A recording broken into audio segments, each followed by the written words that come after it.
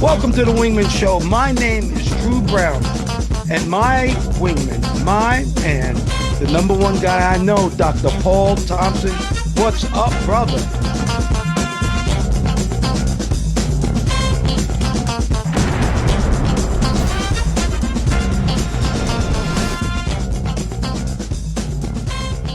Welcome to the Wingman Show, where we're floating like butterflies and stinging like bees. Rumble, you two badass jet pilots, rumble. Welcome to the Wingman Show. My name is Commander Drew Brown. That other wingman, that other badass Navy jet pilot is my man, my friend, the guy who watches my six, Dr. Paul Thompson. What's up, brother Paul? Well, Commander Drew, it's good to see you this morning. I guess you're back on the terra firma, the firm Earth. Last time I saw you, you were in the on the high seas, but I'm doing pretty good today, and I'm counting my blessings. Very good. Yes, we did our last show from Virgin Voyage. We did do it on the high seas, but I'm back on terra firma, just like you said. All right, Dr. P, let's start off with our quote. Measure your wealth, not by things that money can buy, but by things no money can buy. That's by Kevin Kelly. Once again, measure your wealth, not by things money can buy, but by things no money can buy. And that fits right in with our story this week. You know, you got to really know how rich you are without the money part, don't you think? Yeah, very much so, because there are, money comes and goes, and it's this transactional thing, but stuff that's a part of our lives that keeps us alive, is really most important. And you probably notice that when you don't have it or when it's under threat, i.e., if you're really sick, you're sick or really sick. That's true. Your health really comes in to focus, boy. When you're not healthy, money means nothing. You just want to feel better. All right. You know, the name of our show this week is How to Find Good in Los Angeles During Their Worst Disaster in History. And we've been inundated with all the negative, bad fires and disasters that are happening in LA now, but there are stories that are good there. Do you know that Canada and Mexico are sending firefighters to help us, and that thousands and thousands of volunteers are helping make this situation a little better? Let's talk about that, Paul. Let's talk about the good things that are happening during this terrible disaster. Yeah, it's good that, as you bring that up, that people can cooperate. They don't have to be at each other's throats, either locally or internationally. Like you said, there are firefighters from Canada and Mexico that are presently fighting the fires in Los Angeles. They're cooperating. You don't hear a lot of talk about that. Most people watching this broadcast may be hearing it for the very first time, but they are actually there. They're working, risking their lives, trying to help others in a different place. Even the president of Ukraine volunteered to send some equipment over to the U.S. I'm not sure how that would work. That's another discussion, but it's there. The intent to help is there. Tell me more of your thoughts. My thoughts about this is that people really, really, they come up to the challenge when things are really bad. And, other states are sending firefighters also and equipment. This is a worldwide event that people really start holding hands and start looking after each other. And the one thing I want to talk about, Paul, is these devastations through hurricanes and tornadoes and forest fires, earthquakes. People lose everything, Dr. Paul. We're not talking about just their jobs. We're not just talking about just their clothes. Every single thing they own is gone. And that's where I guess this wealth comes in, but you can't measure that. You got to start wanting what you have instead of wanting what others have. What do you think about total devastation like that and how people come through?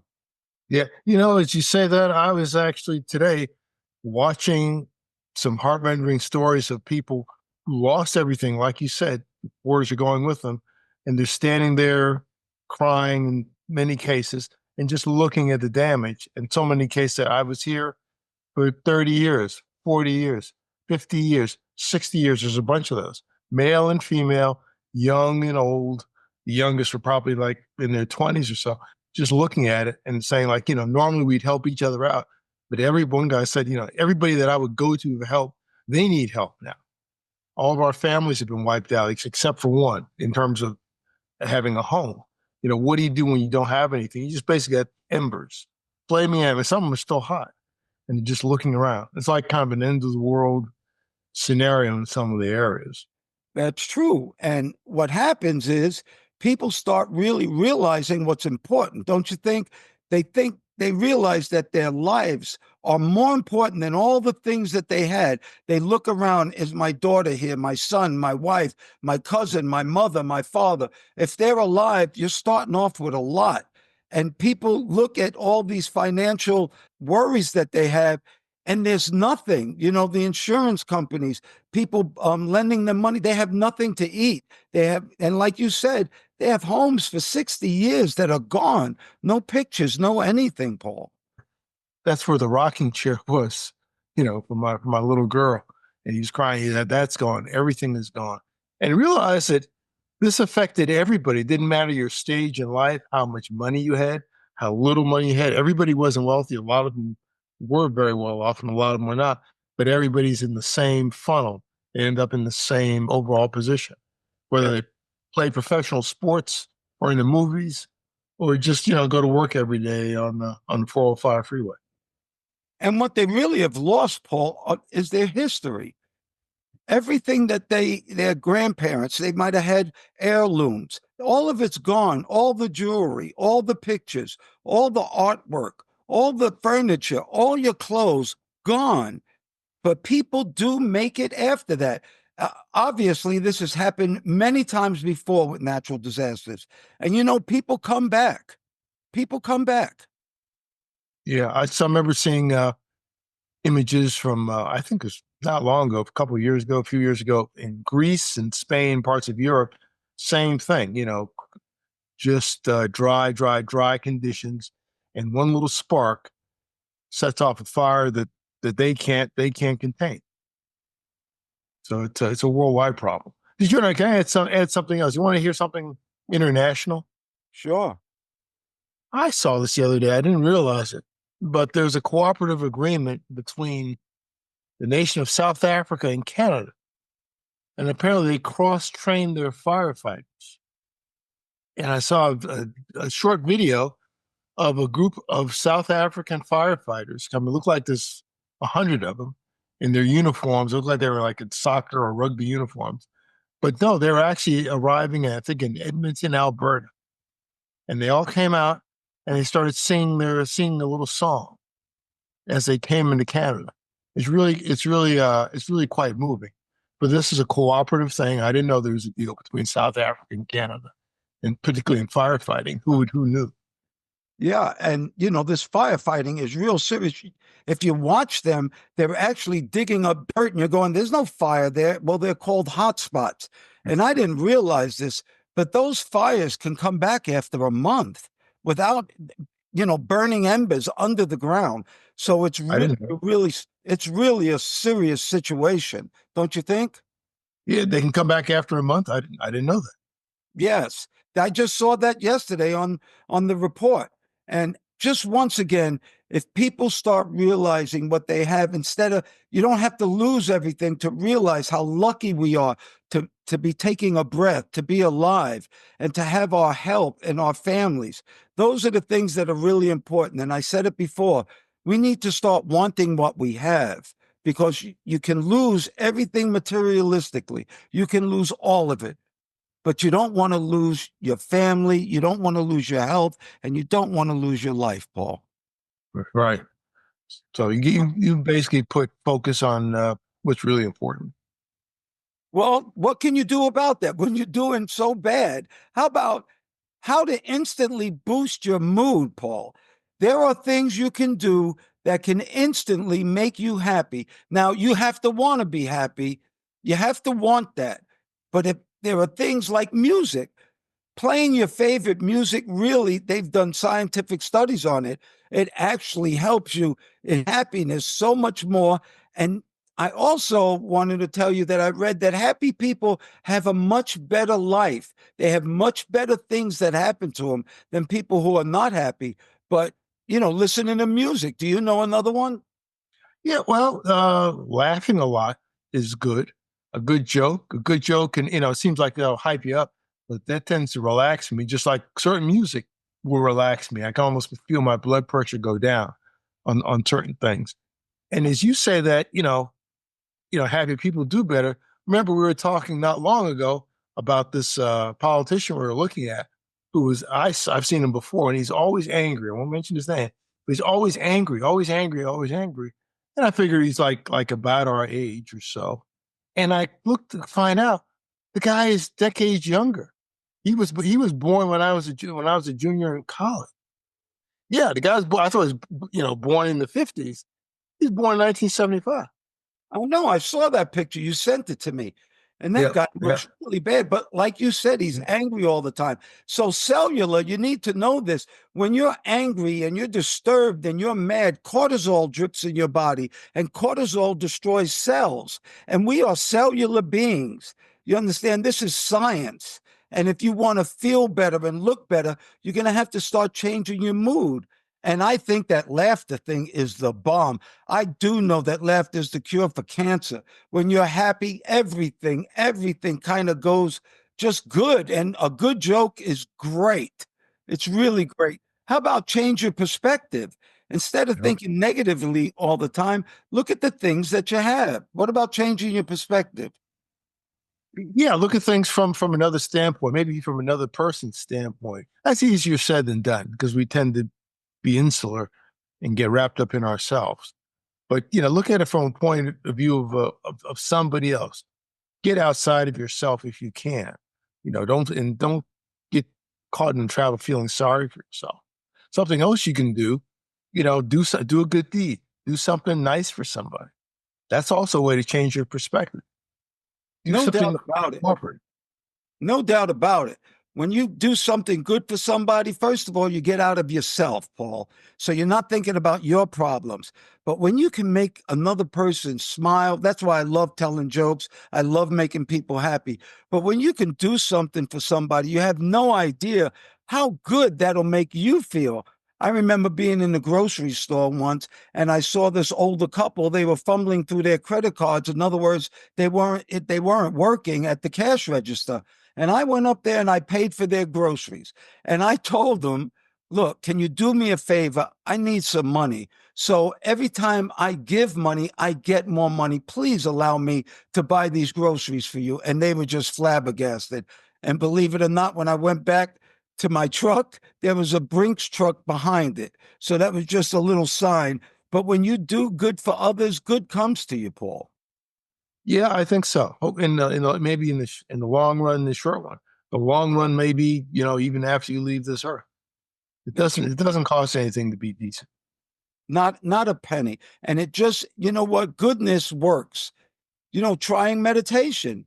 I went to Burma and learned how to meditate, and meditate's not hard at all. But what meditation does, it centers you. It gets your mind from thinking about millions of things into just thinking about breathing. And if you don't know how to meditate, there are YouTubes, there are videos, there are everything that you can learn how to meditate. And meditation for me has really worked. Yeah, I can see that because it calms you down. You stop racing so much inside, or racing inside. You're going this, you're doing this, guy doing this, guy do that. I'm behind, I'm working, working, working, as opposed to taking a break and really literally not doing anything except breathing slowly. Yeah, I have this thing called Headspace on my phone. And Katrina and I, we meditate every morning now. We give about Mhm. 10 minutes of meditation, and I swear it helps. I do know that it helps. I was just going to add, I have something I do it on YouTube that has helped me recently in maybe the last few months is that I listen to certain, they call it ADHD music. There's like about 10,000 choices, but there's certain things that I find I can actually be a little kind of productive with this going in the background at a low volume. That's kind of a meditation too. That's Sure. working out for me. That's working out. That's the music part that we were talking about. Music Yeah. will help calm you down. And how about this one? How about choosing joy? How about you're the one that makes yourself happy? You have to choose joy. You can look for the negative things around you, or you can look for the positive things around you. That's a choice that you make. So why don't you start choosing joy? That's a good thought. You remind me of a sermon I heard many, many years ago. And I just remember the part when the minister said, don't let anyone steal your joy. Remember he said, I forget the rest of it, but I remember that part. Don't let anyone steal your joy. I've heard that many times. And the last one here is, if all these things that we're telling you does not work, you need to maybe seek some professional help. Now, I hate the stigma about psychologists and talking to people about your problems, that makes you weak or crazy. It is so not true. It makes you strong when you want to share your problems and get better. There are medications that can help. There are professionals that can help. You have to want to choose joy. And if you can't find it, maybe professionals can help you with that. Mm-hmm. Yeah, very much so. Because there are a lot of, in our modern world, there are a lot of stresses and strains that may not have existed 20 years ago, 30 years ago, 40 years ago. But it's every day. Like road rage. Road rage is kind of becoming a global thing. I thought it was just something in Los Angeles when it started.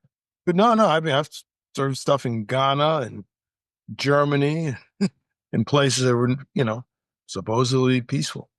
Professional help can help. And I just hate that stigma that going to see somebody to talk about your mental state is weak. It's so the opposite. It is so strong to do that. Well, check out these badass jets that we got behind us. Paul, behind him, has that A7 Corsair. And believe it, that's a beautiful black and white picture of it, too. And believe it or not, that's what Dr. Paul flew. You like that A7, Paul? Yeah, that's that. I thought that I saw that picture. That's a great picture with no color on it, and it looks the way things look when you're about to land on the ship. That's a nice image, and I like your image too of the two F-15s behind Yeah, you. I don't usually put up Air Force jets, but why not? I just like that color blue behind me. Actually, that's why I picked them. There's some badass jets, those F-15s. I'll tell They you. are. I'd like to thank everybody out there who listens to our show. Thank you for the support. We do truly appreciate it. Listening to us on Apple Podcasts, watching us on YouTube, on TikTok, checking out our Instagram page. Thank you so, so much. We truly do appreciate it. And we also have a newsletter. Our newsletter comes from our website, wingmanshow.com. That's wingmanshow.com. And our newsletter this week, believe it or not, is how to prepare you and your family for a natural disaster. It's kind of what we're talking about. And there are steps and things you can do to help prepare yourself for something like that. But once again, thank you so much. All right, Dr. Paul. On that website that we have something called the frequent flow line. And the frequent flow line is where you out there can ask Dr. Paul and myself any question you want, and we will try to answer it. And here's our question for the week. This is a good one. A young lady, 16, from Little Rock, Arkansas. She states, my friends are now drinking alcohol and expect me to participate. I hate the taste, smell, and the way it makes me feel. I'm trying to tell them the dangers of drinking, and they laugh at me and tell me I'm a nerd. I respect your opinions because you guys are so wise. What should I do? Why don't you take that first, Paul? Well, I say, yeah, I tell her to, well, thank you very much for the compliment. I say what you really need to do is follow your instincts. You're right. And they call you a nerd. You should take that as a compliment. It's good to be a nerd because you're using your brain, you're using sense. Again, it's better to be around people who are smarter than you are than folks who are dumber than you are.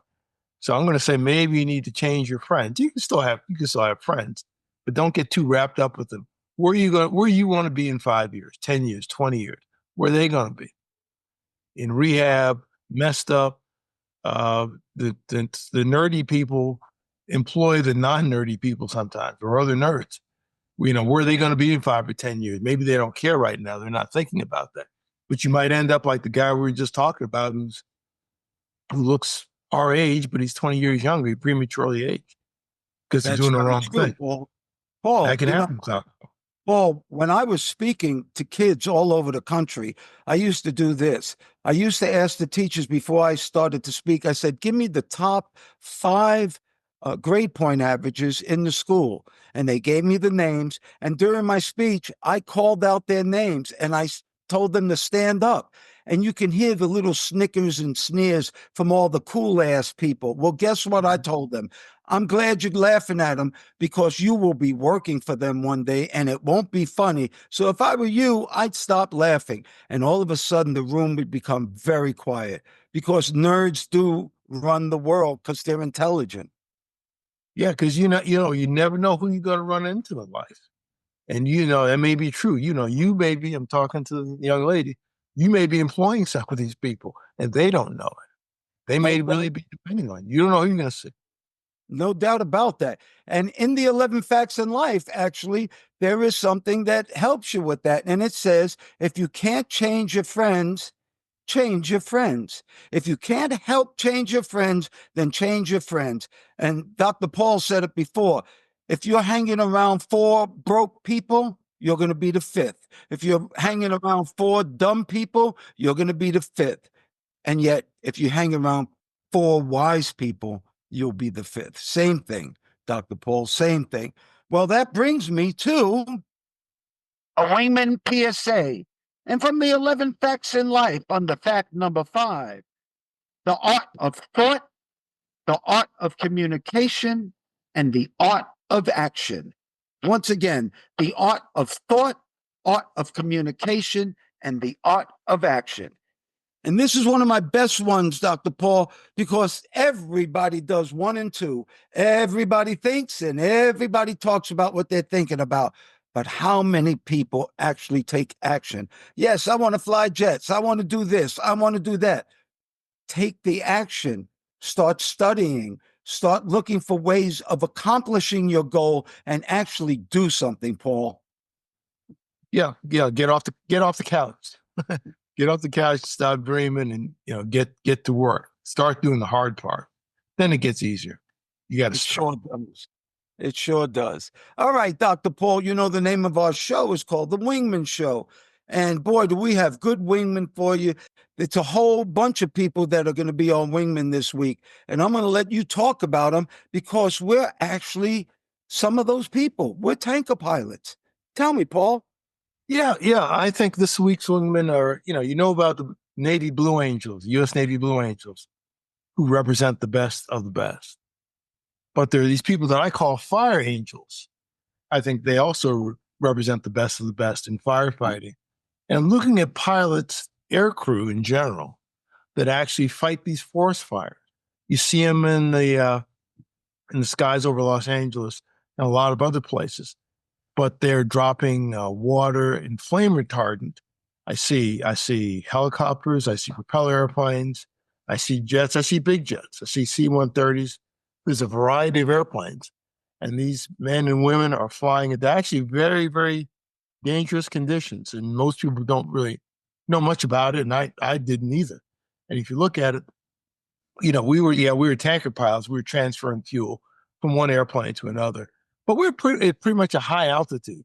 They're doing their deliveries. They're near the ground. They're very close to the ground in rolling hills, and that's actually a very hazardous hazardous occupation. They require a lot of skill, a lot of training, and it's possible to actually have collisions with the ground, other airplanes, and they have to be in communication with other people who are not dropping bombs, sorry, who are dropping water, dropping retardant, and their value is that they help the people on the ground. Now they can't do it all themselves, but they make it easier for people on the ground to contain the fires. The people on the ground need the airborne tankers. The tankers need the ground people. Paul, do you know how these tanker pilots get their water? They have to fly really close to the water and scoop it up. Now, when we were flying out there in the fleet, I love flying low to the water, and it is super dangerous to do.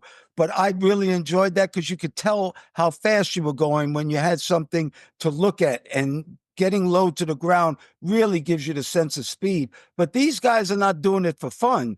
These guys are really down there scooping up water, whether it's a helicopter dropping a bucket in or these planes that actually have to go down and scoop that water up, Paul. Yeah. Did you know that even in these big fires that they have their own weather system? No, I didn't. Tell me about it. Yeah. You can actually have a tornado in this fire. Sometimes the fires can vary by thousands of degrees, and they create this intense heat, creates big updrafts and downdrafts that can affect them. And that's why flying is so hazardous, because they're close to the ground.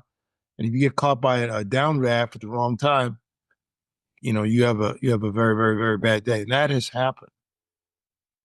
Yes, well, I saw that paint retardant that they dropped from big DC-10s, and both you and I both flew DC-10s, and then go over a fire, and you got to get close to the fire also. So you got to be real careful, because it's hot as hell up there, and heat rises, Paul. Right. Yeah, rise in the 10, they have tanks. They already fill up. The super scoopers, those are Canadian airplanes, actually. Those are Canadian airplanes on loan from Quebec or so. The California doesn't have them. Yeah, the Canadian planes, they get on loan from Quebec and some cooperative thing. In California, you got C-130s, but with that fire is so big, there's nothing that you could really do. Fire chief said for every house that's on fire, we would normally need like 3 pumpers. Well, with 10,000 houses on fire, we need 30,000 pumpers. He said we don't have that in the whole state, so they're overwhelmed. But the airborne guys are doing their fire angels, and they're doing a tremendous job under hard circumstances. Our thoughts and prayers are out to all the people who have lost everything. That's really a tragedy. And anybody out there who can help them, that's a great thing, and it'll make you feel better. And I promise you, the more you give, the more you receive. It just is. Well, anybody out there who can hear my voice, whatever you think is important, whatever you think is beautiful, and especially whatever makes you happy, may you have that today and forever. I pray for peace. I pray for peace too, Commander Drew, and to all those who listen, like, and share the message. We appreciate you. Send this out to someone. This is a time of great distress to many people, particularly on the West Coast. But send this out to someone else. Those who are looking on YouTube, please give us a like and subscribe and get a notification when we put out something new. And also helps the algorithm to spread to more people. The world needs some good news. Thank you. Thank you once again, Dr. Paul Thompson, my friend. Thank you for your love, your time, and that's something that we won't ever get back. I want to thank all the listeners, too. Thank you so much for doing the show, Dr. Paul. We're jamming. Well, thank you, Mr. Drew, for inviting me on. Always good to talk to you. And ladies and gentlemen, please remember to like, share, and subscribe to this podcast or any of the podcasts. If you're looking at YouTube, they say smash the like button. Don't smash it. Just press it gently and use as a link to all your friends.